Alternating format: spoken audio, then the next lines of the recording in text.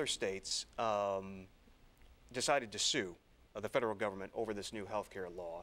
What was your decision making, and what was your process of decision making here in deciding not to join that lawsuit?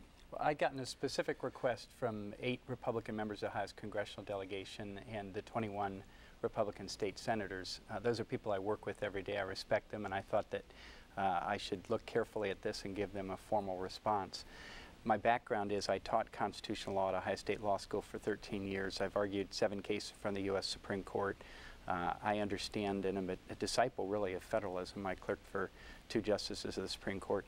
But I can't see here how this law is invalid under the Commerce Clause or the 10th Amendment. So I have said clearly that we will not be joining any such lawsuit. There is a lawsuit in Florida. There's one in Virginia. Those will go forward. They will resolve the matter eventually. But I think you'd require significantly activist judges in order to find merit in that lawsuit. There was one Democrat who jumped on board, Buddy Caldwell from Louisiana. Yes. Who basically argues that unfunded mandates have been successfully challenged before, and he views the mandates coming in this health care bill as something that he can legally challenge. Why is he not right? Well, he hasn't filed a separate lawsuit. He's actually filing the same claims they did. The Commerce Clause claim is pretty frivolous under standing jurisprudence that goes back 70 years, where the court has held that any legislation that affects the national economy, even if it affects matters that are not economic themselves but have incidental effects on the economy, and healthcare insurance clearly does, is a valid exercise of congressional authority.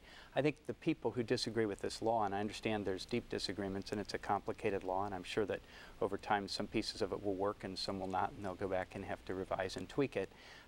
If they want to continue to battle on this, it should be in the political arena. We don't typically go to the courts and ask the courts to micromanage the democratic process. I don't think that's a good expenditure of taxpayer resources.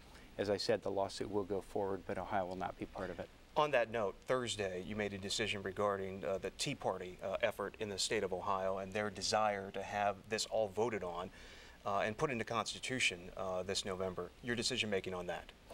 Well, the proposed constitutional amendment submitted to my office, it may be problematic in certain respects. It seems to want to roll back a federal law at the state level. But the Attorney General's role in this, and we've researched it carefully, is limited to determining whether the summary given to us of the law is a fair and accurate statement of the proposed amendment. In this case, it is.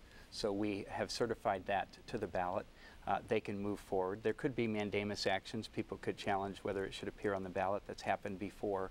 But in terms of my role as Attorney General, it's not a matter of whether I agree or disagree. It's not a matter of what I think of federal constitutional law. It's simply a matter of, is this a fair and accurate summary? And I did not want to exceed my role. And on all those things, I've tried to play it very straight and act in accordance with my legal authority. Some church groups had encouraged you to go the other way. Concerned about that, or you looked at that? Well, a number of groups that are friends of mine that I work with a lot, the Ohio Council of Churches, Legal Aid. We've been involved in a lot of initiatives with them over the last several years. They wanted me to block this, but I don't have the authority under the law to do that. I'm not going to exceed my authority. I'm the chief law enforcement officer of the state. I need to set an example. Whatever I may think or whatever may be the ultimate outcome of the law, my role here was to certify it as truthful and accurate, and we believe it is a fair and accurate summary. Putting on your political hat, there's some polls out that seem to show Ohioans, even though they don't love the national health care reform, their opposition is softening a bit. Obama's a little more popular than he was a few weeks ago.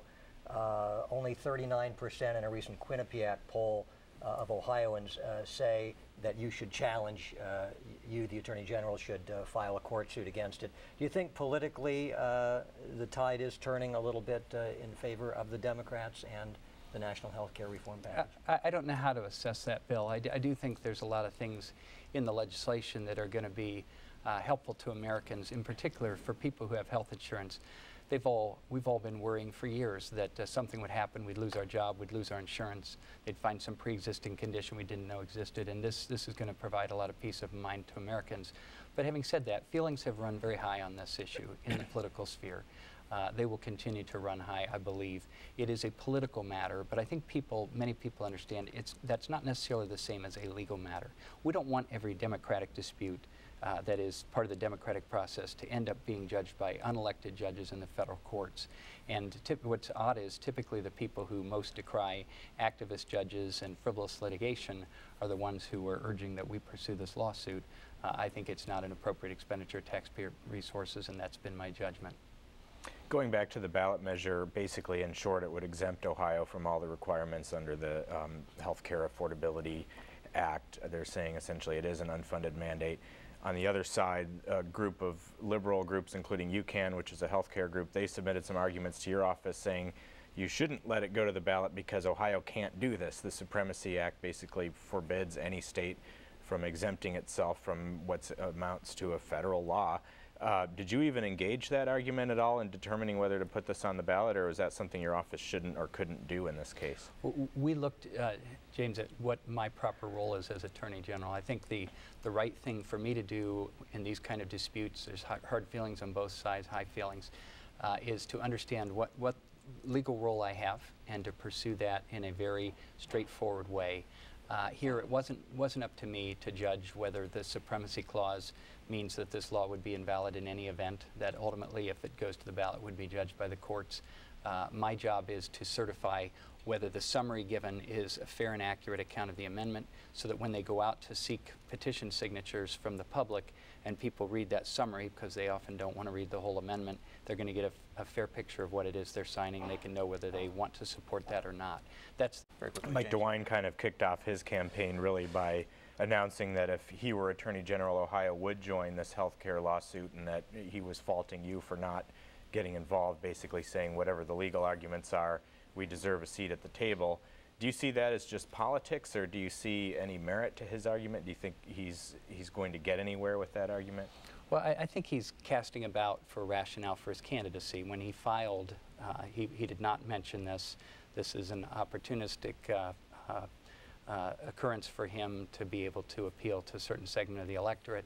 He has a 20-year record from Washington. I've spent 0 years in Washington. That's a record he'll find it hard to defend. He found it hard to defend in 2006 when he was voted out of office. And I think that that's going to be a major issue in this campaign. All right, General, good to see you. Thank you. Will you be using the photos from your 1990 House race in this campaign this year? If you look at the bar director, you'll find every lawyer uses their photos from a long time ago to continue looking young. In my case, I've always needed to look a little older, so probably not. All right, good to see you. Thank you so much. All right, we'll have more on Capitol Square in just a